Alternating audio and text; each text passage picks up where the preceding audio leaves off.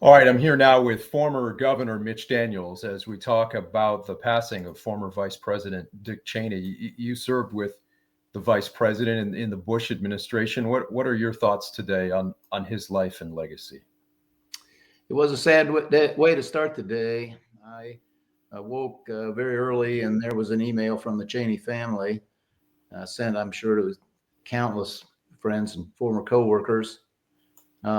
I was immediately reminded of his patriotism, his love of this country, his fervent belief that the first duty of the national government is the defense of the safety of Americans, and all the good work that he did in that cause. Dick Cheney was a selfless servant, very unassuming and self-effacing, and never sought credit, although it found him, as it should have, many times. And just a very decent person at the individual level. So I regarded him very highly and will remember him very fondly. In the midst of the war in Iraq, he was also a controversial figure in some political circles. What do you think he'll most be remembered for? That's probably going to be one of the most indelible national memories of him, and people had and still have very divided views about the counsel that he gave. All I can say is that they should credit his deep sincerity. You know, he took a very intense criticism, took it calmly and politely in every occasion I can remember, just believing that, as I know he did, that he was trying to do the right thing for America.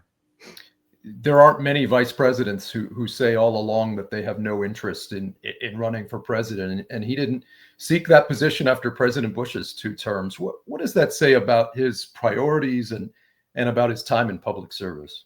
Dick Cheney was selfless about his public service. It was never about his own career or ego, and I think knowing that was maybe one reason that President Bush chose him.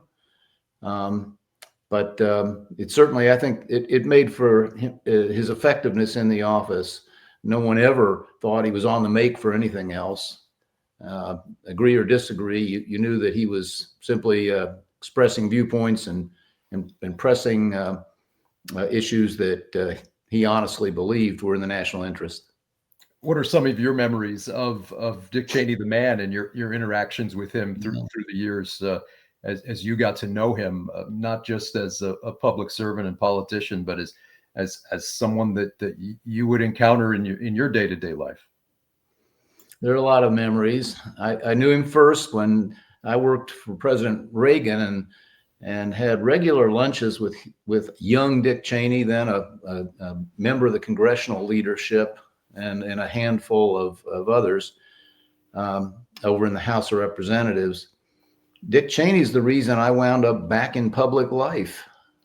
He was the head of the transition after the 2000 election was finally settled, and I was happily settled in business at Eli Lilly and Company, had been for a long time. And one night I got a phone call from him that changed my life then and thereafter. You think it's likely, had you not taken that role there in Washington, everything that followed, being governor, all of that, you credit a lot of that to Dick Cheney for putting you in that role? It was not likely. It's certain that the other opportunities or the other assignments I had, employee of the state of Indiana for 8 years, and then Purdue University, those things would not have happened. So I guess Vice President Cheney can be blamed for that. You know, it is such an interesting time in politics. And in recent years, you know, as his daughter, Congresswoman Liz Cheney, would take more contrarian positions within the modern Republican Party, he would do so as well from time to time. What does that say either about the changing nature of politics or how he might have felt about this very tribalized time that we're in right now? I think that, and I've seen him a few times in more recent years. I think he was troubled, as so many of us are, about the nastiness of our national conversations these days, about the divisions we have. Dick Cheney was a person of very firm views, but I never saw him treat a political adversary with anything but respect. I think many of us hope that that sort of approach to politics will make a comeback at some point. Right now in the world of politics and here in Indiana, there's another pretty important issue that you've been vocal about here recently as well, that's up for discussion at the Statehouse and across the country, the topic of redistricting. There are likely still a number or even a majority of state senators who share your view. In your mind, what is their best argument right now against redistricting? That is inappropriate, that it appears to be simply a naked partisan activity. And that's, by the way, this is neither party's hands are clean here. They're both, as I see it, overstepping the bounds of fair play. I've said what I have to say about it, and can't add much to that. I just think it, as is happening again on both sides in various states, can only add to a sense of cynicism and disillusionment at a time when we Americans really need to regain some confidence in their government so we can go to work on some very big problems we're facing. It's a very different time right now than it was when you served in Washington with Vice President Cheney, is it not? Sure. Very different even from just a few years ago. And I think that a question that weighs on my mind these days is whether we're dealing, I sometimes say, with a pendulum or a ratchet. We've seen swings both in the issues that dominate our politics and the way in which people practice the politics over the course of American history. And so maybe there'll be a pendulum swing in another direction.